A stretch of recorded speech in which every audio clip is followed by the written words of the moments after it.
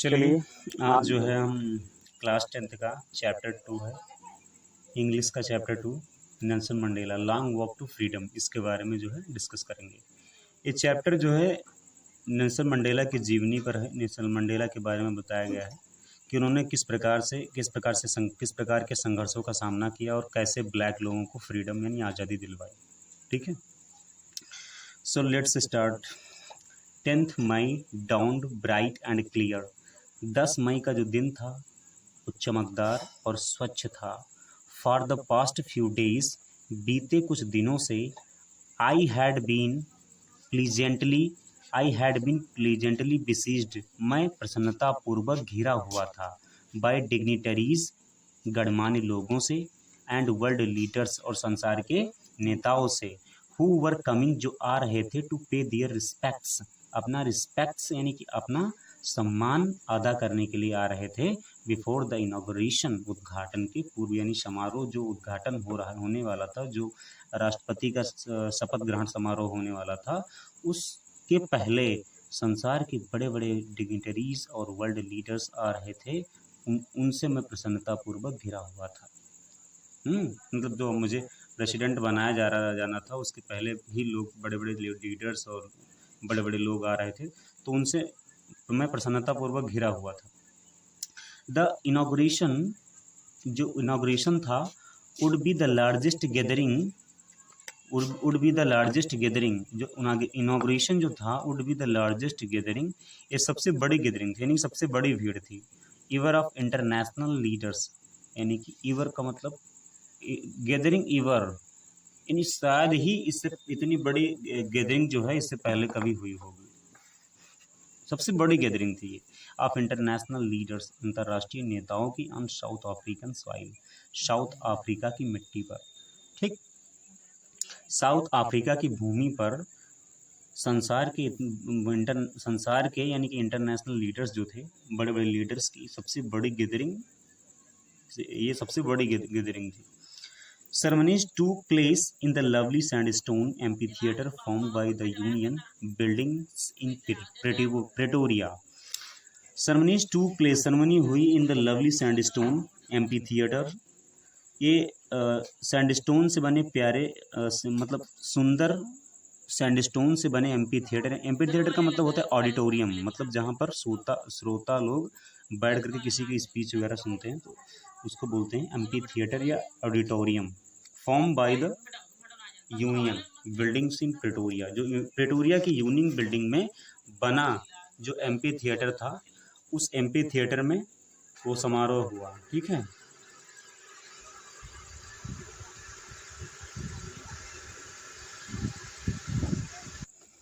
Sorry. तो जो ceremony जो हुई थी वो कहाँ पे हुई थी?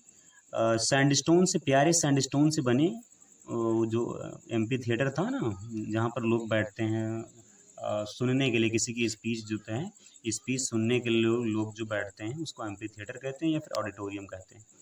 तो वो हुआ कहाँ था? प्रिटोरिया की यूनियन बिल्डिंग में। प्रिटोरिया की यूनियन बिल्डिंग में जो एम्पी थिएटर था, वो एम्पी थिएटर बना किससे था? सैंडस्टोन से, यानी एक विशेष प्रकार का पत्थर होता है, काफ़ी चमकदार।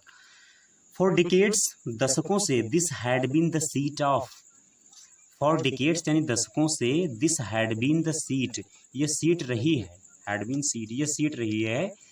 सीट समझते ना, गद्दी, कुर्सी, वही अपने यहाँ जो कुर्सी कहते हैं ना, सत्ता। तो ये जो है दशकों से, डिकेड का मतलब होता है पीरियड ऑफ 10 ईयर, 10 साल का जो समय होता है उसको बोलते हैं डिकेड। और डिकेड्स का मतलब कई दशकों से, डिकेड्स का मतलब कई दशक, यानी कि 20, 30, 40, 50, 60 ऐसे बोल सकते हो। ठीक है, 70, 80। तो फॉर डिकेड्स का मतलब होता है पीरियड ऑफ 10 ईयर्स। तो 10 साल का जो समारोह होता है उसको डिकेड्स कहते हैं। तो दशकों से ये जो है सीट किसकी रही है? सीट ऑफ किसकी रही है?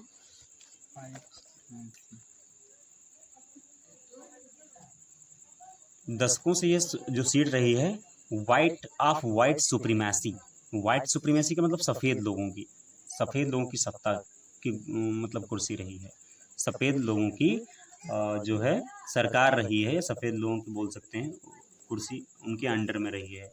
एंड नाउ और अब it was the site of a rainbow gathering of different colours and Nations for the installation of south Africa first democratic non racial government.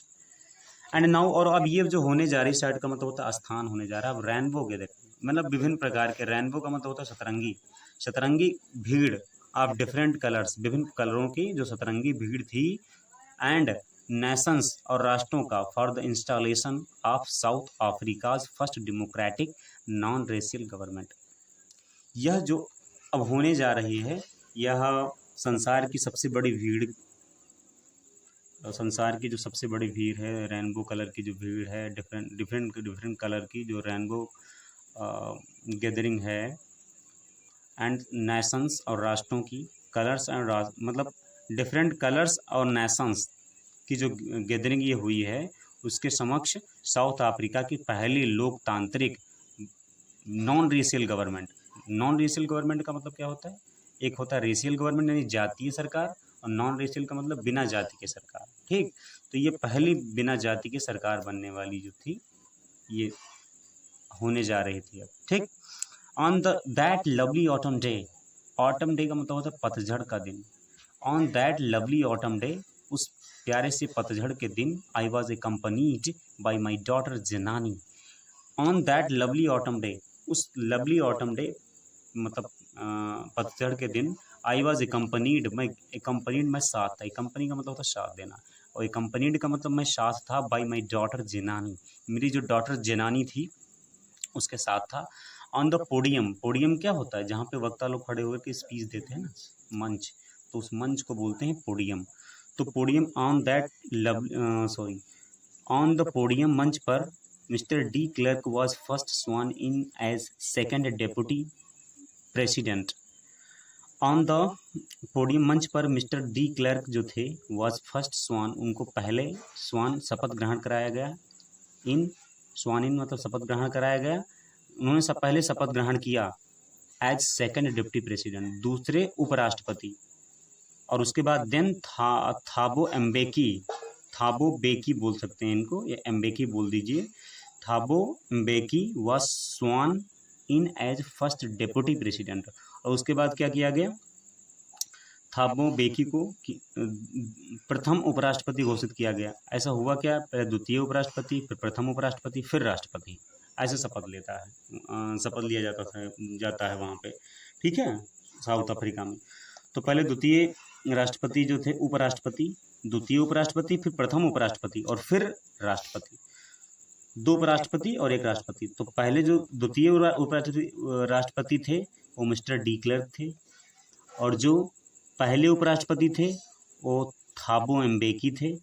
और उसके बाद when it was my turn, जब मेरी बारी आई, आई placed, मैंने शपथ लिया, टू ओबे, पालन करने का, एंड अपहोल्ड, और मानने का, द कॉन्स्टिट्यूशन, संविधान को, and to devote myself, और अपने आप को समर्पित करने का, टू द वेल बीइंग, अच्छाई का, of the Republic and it's people, Republic और इसके लोगों के प्रति, मैंने गणतंत्र और उसके लोगों के प्रति अपने आप को समर्पित करने का शपथ लिया मैंने।